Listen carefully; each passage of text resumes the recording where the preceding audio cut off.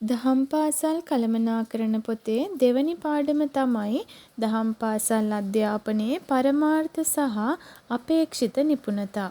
අපි දැන් බලමු මේ පාඩමට අදාළව අපේක්ෂිත නිපුණතා ටික මොනවද කියලා. විෂය ශාස්ත්‍රයට අදාළ අපේක්ෂිත පොදු නිපුණතා වර්ග 10ක් තියෙනවා. 1. දහම් පාසල් දරුවා දහම් පාසල් අධ්‍යාපනයේ වටිනාකම හැඳිනගෙන තෙරුවන් කෙරෙහි ශ්‍රද්ධාවෙන් ක්‍රියා කරයි. 2. බුද්ධ චරිතය හා වෙනත් ශ්‍රේෂ්ඨ බෞද්ධ චරිත හැඳින ඒවා චරිතායනය කරයි. 3. පන්සිල් සුරකමින් සඟරුවනට හා ගුරු දෙගුරුන්ට ගරු බුහුමන් දක්වයි. 4. ධර්මයේ පිළිබඳව නිවැරදි දැනුමක් ඇතිව තමන්ටත් අනුන්ටත් හිතසුව පිණිස වන පෞරුෂයක් ගොඩනගා ගැනීමට ක්‍රියා කරයි. 5. කායික සහ මානසික සෞඛ්‍ය පිළිබඳව සැලකිලිමත් වෙමින් විවේකයේ ඵලදායී ලෙස ගත කරයි. 6. දේශාභිමානයෙන් යුතුව ශාසනික උරුමය සහ බෞද්ධ සංස්කෘතික දායාද ආරක්ෂා කර ගැනීමට ක්‍රියා කරයි.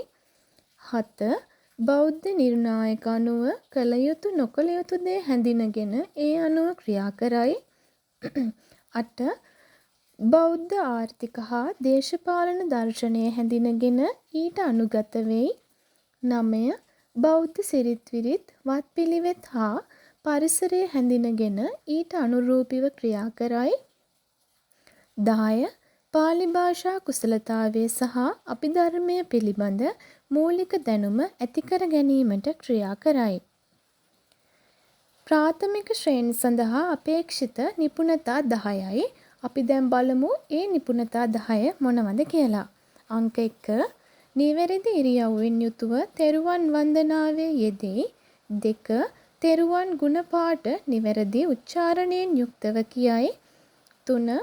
ජාතක කතාවක් රංගනයෙන් ඉදිරිපත් කරයි. 4. ශාසනික වචන භාවිතා කරයි. 5. ගෙදරදී මවට හා පියාට උදව් කරයි. 6. දිනපතා තෙරුවන් වන්දනාවෙන් පසු දෙගුරුන් නමදී. 7. කුඩා සතෙකුටවත් හිංසා නොකරයි කරුණාවෙන් සලකයි. 8. තමාගේ කටයුතු තමාම කරගනී. 9. පිරිසිදුව සිටීම සඳහා තමා දිනපතා කරන ක්‍රියා 5ක් කියයි. 10. දිනපතා විනාඩි කිහිපයක් මෛත්‍රී භාවනාවේ යෙදෙයි. 6 සිට ඉහළ ශ්‍රේණි සඳහා අපේක්ෂිත නිපුණතා. මෙතන නිපුණතා 12ක් තියෙනවා. අපි දැන් බලමු මොනවද අපේක්ෂිත නිපුණතා ටික කියලා. අංක 1. නින්දාවේදී ප්‍රශංසාවේදී නොසලී කටයුතු කරයි. 2. සොළොස්මස්ථාන වඳින ගාථාව ලියා එහි අදහස සිංහලෙන් දක්වා එම ස්ථාන ලංකා සිතීමේ ලකුණු කරයි. 3.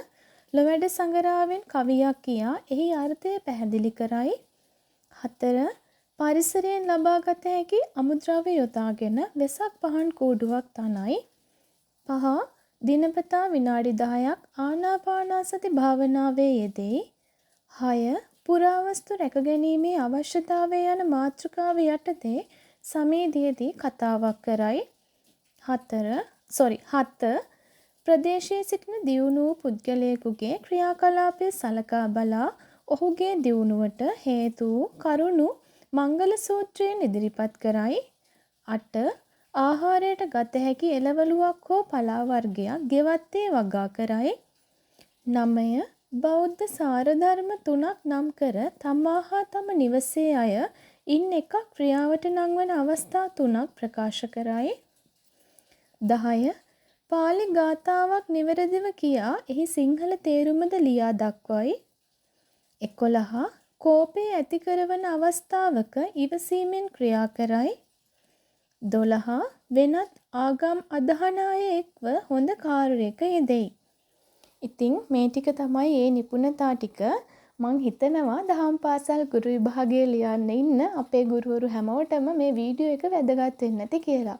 ඉතින් ඔයාලට වැදගත් වෙන තවත් මේ වගේම වීඩියෝ එකක් අරගෙන මම එන්නම්.